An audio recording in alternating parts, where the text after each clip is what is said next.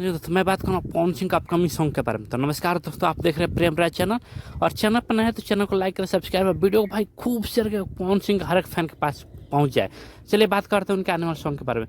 तो बता दें कि उनका एक सॉन्ग आने वाला है जो कि wonder world music, wonder world Bhojpuri से आने वाला बहुत कमाल का सॉन्ग होने वाला है। बता दें कि अभी उनका सॉन्ग एक और आया था, जैसे कि वो आया था कमर तबादी। भाई साहब वो ट्रेंड कर ही रहा है। एक दूसरे सॉन्ग का पोस्टर जारी हो गया, फोटो जारी हो गया, बहुत ज़बरदस्त सॉन्ग होने वाला है। ये फोटो में आप जो दिख रहे हैं कि वो वंडर वर्ल्ड भोजपुरी के चैनल के प्रोड्यूसर हैं अजय कुमार, उनके साथ पवन सिंह का फोटो वायरल हो रहा है और बहुत कमाल का सॉन्ग आने आएगा भाई, जब भी आएगा। और बता दें कि उनका अभी सॉन्ग होली का सॉन्ग भी ट्रेंड कर रहा है। और ये कमर तबादी 3 नंबर पर ट्रेंड कर रहा है म्यूजिक सेक्शन और मेन सेक्शन में, तो पूछिए बहुत कमाल मचा रखा है। और साथ में हमारे नीलकमल भाई साहब 1 नंबर पर दबदबा कायम किए हुए हैं।